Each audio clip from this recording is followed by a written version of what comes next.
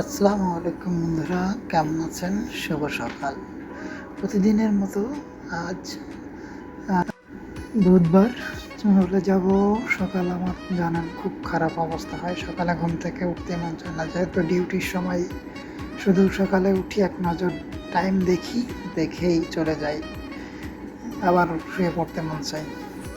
কি করি তো ভাবলাম দেখি কি করা যায়। এখন উঠবো, উঠে ব্রাশ করবো, ব্রাশ করে চলে যাব সেজে গুজে ডিউটির উদ্দেশ্যে। তার আগে হোটেলে যেতে হবে।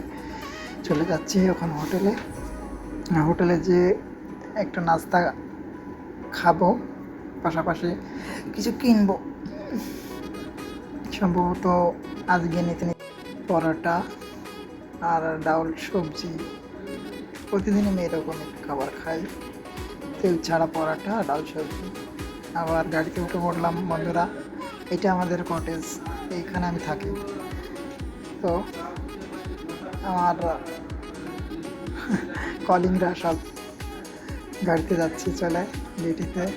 সবাই ভালো থাকবেন, আমার জন্য দোয়া করবেন। আল্লাহ হাফেজ।